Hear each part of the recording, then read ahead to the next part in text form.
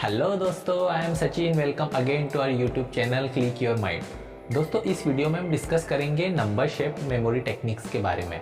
दोस्तों, इसे हम एक स्टोरी के थ्रू समझते हैं। दोस्तों, इस स्टोरी का मुख्य कैरेक्टर होता है एक बंटी नाम का छोटा लड़का।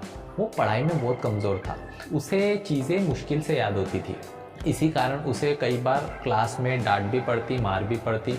घर वाले भी उसके लिए चिंतित थे और अब तो वो भी डिमोटिवेट फील करने लग गया था। वो जब भी पढ़ाई करने बैठता था मानो किताबें नींद की दवाई का काम कर रही हो। यहाँ उसने किताब खोली, वहाँ पे उसकी पलकें भारी होना शुरू। पिताजी के डांट के डर से आंखों को पकड़ पकड़ के पढ़ना पड़ता था, मगर ये जबरदस्ती ज़्यादा से ज़्यादा 15 मिनट चलती, फिर उसकी आँख लग जाती।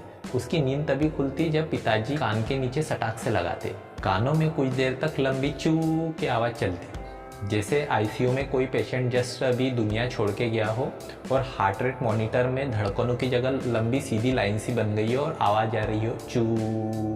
पिताजी के डांट की आवाज़ बस एक कान से सुनाई देती थी, दूसरा कान चू की आवाज़ सुनने में व्यस्त रहता था। यह नाटक रोज चलता। रोज कोई ना कोई पेशेंट आईसीयू से दुनिया छोड़ के जाता था। पिताजी तभी सोने देते थे जब 4 से 5 बड़े बड़े आंसर दिमाग के सूटकेस में ठूस ठूस के न भर दे। अगले दिन जब टीचर उससे आंसर पूछते थे तो जैसे उसके सूटकेस का सारा सामान कोई चोर चुरा के ले जा चुका हो। एक शब्द तक याद नहीं हो पाता था, एक शब्द तक याद नहीं रह पाता था। इसी कारण टीचर छड़ी से उसे ऐसे पीटते जैसे गद्दे में से धूल हटा रहे हो। एक दिन बंटी फैमिली के साथ एक फिल्म देख रहा था, छोटा चेतन। फिल्म में एक छोटा बच्चा होता है डब्बू, उसका एक इनविजिबल फ्रेंड होता है चेतन।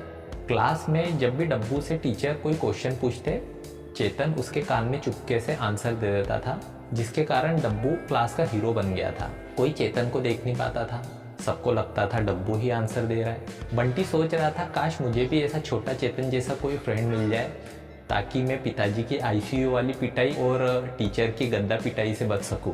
रोज की तरह आज भी टीचर ने सभी बच्चों को होमवर्क दिया था। सब्जेक्ट था पाई की वैल्यू।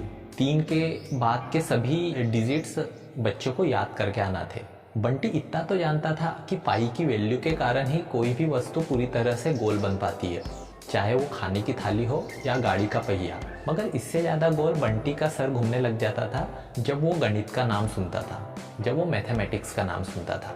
स्कूल से घर वापस लौटते वक्त बंटी ने एक बड़ा सा हाथी देखा। बच्चे आसपास उसके खेल रहे थे, चिल्ला रहे थे।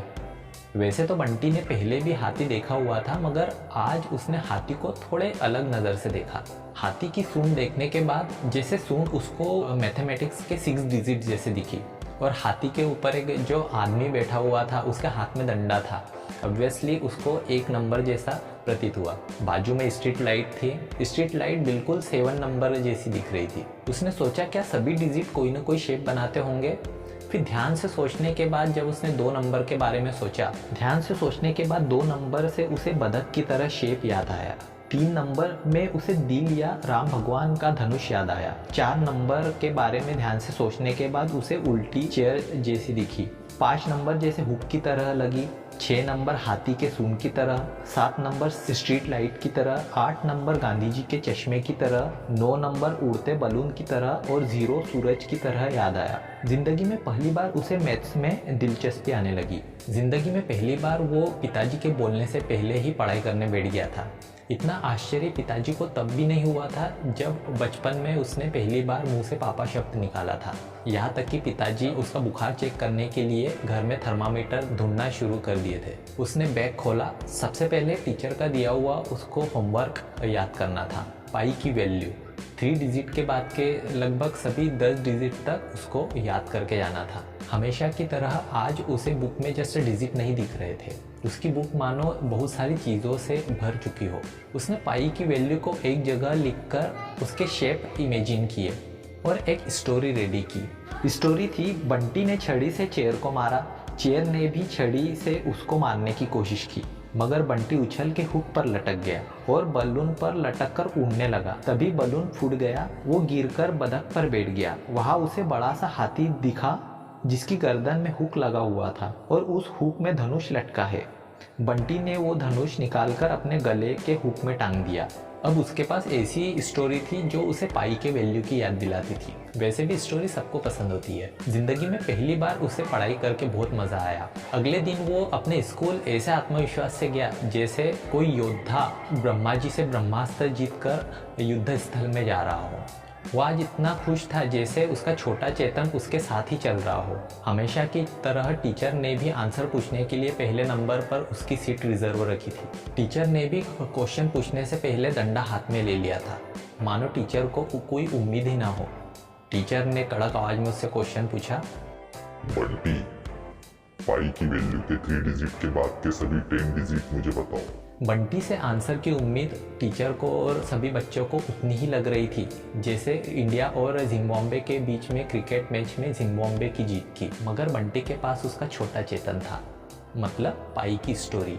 उसने स्वतः ही आंसर दे दिया, 3.1415926535 और आखिर में 2 डिजिट ज़्यादा ही बताए, 89, जैसे धोनी ने वर्ल्ड कप की आखिरी गेंद पे 6 मार दिया हो। उसका आंसर सुन के क्लास में सभी बच्चे और टीचर इतने शॉक हो गए थे जैसे मोदी जी ने नोटबंदी का ऐलान कर दिया हो। सभी के मुंह खुले के खुले व्हाट्सएप के इमोजी की तरह लग रहे थे। क्लास में इतना सन्नाटा था जैसे अगर कोई पिन भी गिर जाए तो साफ साफ सुनाई दे। टीचर ने बंटी से पाई के सभी डिजिट ऐसे कंफर्म किए जैसे उनकी लॉटरी लग चुकी हो और वो लॉटरी का नंबर वापस से कंफर्म कर रहे हो। और नंबर सुनने के बाद खुश भी उतने ही हुए। टीचर के मुंह से भी निकला शाबाश शाबाश शाबाश, जैसे मिथुन चक्रवर्ती DID शो में अच्छे परफॉर्मेंस के बाद बोल रहे हो, क्या बात क्या बात क्या बात। उस दिन के बाद से बंटी जैसे क्लास का हीरो बन चुका था। उस दिन के बाद जब भी बंटी को कोई आंसर पॉइंट्स में याद करना होते हो, फॉर्मूले याद करना होते हो या कोई डिजिट्स याद करना होते हो तो वो इसी तरह याद करता। दोस्तों, हमें कोई भी चीज़ इंस्टेंट और लंबे समय तक तभी याद रह पाती है जब वो कोई इमेज फॉर्म में हो, चाहे वो डरावनी इमेज हो, शॉकिंग इमेज हो, अच्छी इमेज हो, बुरी इमेज हो। हमारे मेमोरी की इसी खासियत के कारण फॉरेन कंट्रीज़ में इस टेक्निक का उपयोग बहुत किया जाता है। इससे समय भी बचता है और पढ़ाई में इंटरेस्ट भी होता है। आप भी इसी तरह का टेक्निक का यूज़ कीजिए ताकि आप अपने पढ़ाई को और इम्प्रूव कर सके। आप खुद ही अपनी पढ़ाई में इम्प्रूवमेंट पाएंगे। दोस्तों, अगर आपको ये वीडियो अच्छी लगी हो तो प्लीज़ लाइक कीजिएगा और कमेंट्स करके ज़रूर बताइएगा। अगर आप इस चैनल पे नए हैं तो सब्सक्राइब कीजिएगा और बेल आइकन को ज़रूर दबाइएगा ताकि मैं कोई भी न्यू वीडियो लॉन्च करता हूँ तो वो सबसे पहले आपको मिले। तो मिलते हैं दोस्तों नेक्स्ट वीडियो में। धन्यवाद।